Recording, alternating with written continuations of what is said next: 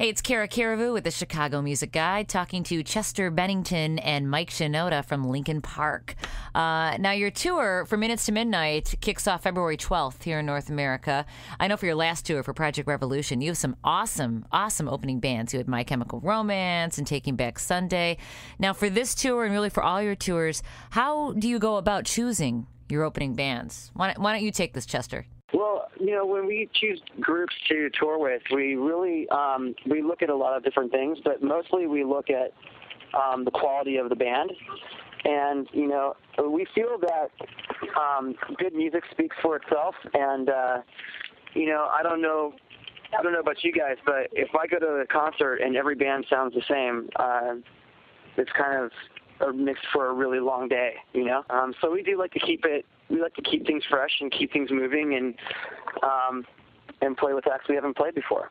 Now, for this tour, you've got a pretty groundbreaking digital souvenir package available. Why don't you describe it? We would love to. The digital souvenir package is a brand new product, a brand new thing that we're offering on this tour. I don't think anybody else has offered it, or at least offered this type of thing in this way. You can basically opt in when you buy your tickets online for the digital souvenir package. And what will happen after that is you go to the show, you watch your show, enjoy that, come home, and in your email inbox, you'll have a link to the show, to the MP3s of our set from the show you went to. So in other words, you get to take home the, hopefully, memorable concert that you went to. And the best part about it to me is that our live mixer, our official mixer, who mixes our show every night at the front of house position, he finishes his night with us, then goes back to his hotel or bus or backstage and mixes the show for you. That's what's so important about this idea, is that it's not a straight board mix or a cell phone or a video camera, which is what you usually get on YouTube. This is a mix done for CD, so it sounds good in your car, so it sounds good coming out of your iTunes and your stereo into your stereo. It's intended to be played, in your headphones and in your car, and it's done by our official guy. Yeah, and we also. Another thing that I think is really cool about it is we also encourage our fans, for those who get this thing, is we encourage them to, our sets change. We play songs maybe one night that we don't play the next, and so if you want to get those songs, we encourage our fans to go on and trade them and kind of get to know each other. And, we really like the fact that, in a digital world, people who like the same things and, want to be part of something can kind of communicate and share and exchange things with each other. And this is one of those things that we would really like our fans to kind of do that with. So, plus, different shows, some shows are really special.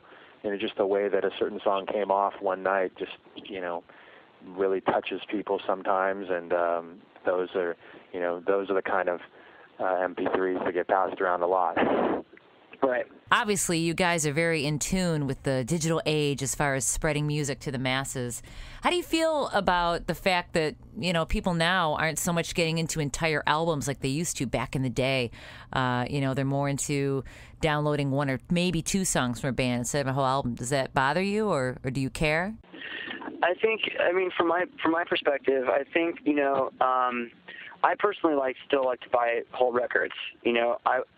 I enjoy kind of the journey, and especially for records put together well. It doesn't bother you to listen to the whole thing. But I do think that there's a lot of different kinds of people out there, and some people they may just want 3 tracks or something, and if that's an option that they want to have, they should have that option afforded to them. You know what I mean? There is a benefit when it comes to that kind of person who maybe likes the single, but doesn't really know of the band and isn't sure if they want to buy the whole record. So it's it's kind of a pro and con. It's a double-edged sword. You know what I mean?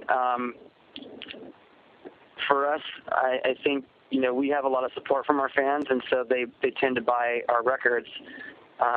You know, every time, you know, someone is introduced to the group in a new way, they can go buy the singles. So it hasn't really affected us in a negative way by any means, you know. So we're always trying to figure out new ways of staying connected and bringing our full album package to our fans and giving them something special. And, you know, that's important to us. But we're not going to turn our backs on, you know, other ways of selling music as well. All right, why should people see Linkin Park on this tour? I think the most important thing to say about this tour is that none of the bands suck. And I think it's going to be really exciting for us to get back into arenas. It feels like we haven't played arenas on this tour for some reason, other than outside the U.S. So it's going to be fun for us to get back into arenas and really take advantage of our production elements and, you know, the sound quality that brings, and, you know, performing these shows in a lot of these places for the first time in the round. And we're also playing actually also there are a bunch of firsts on the tour, and that is, you know, the Madison Square Garden and Staples Center shows. Those are the first times we played those venues, and those are very prestigious venues. We're really excited to be playing those. We are also, speaking of first, there's a few songs that we have never played before on this. Don't tell them which ones, though. I'm not going to tell you which ones, but there are going to be some tracks we've never played before live, as well as bringing some of the good oldies back. The fan favorites. For years. Some fan favorites are coming back as well.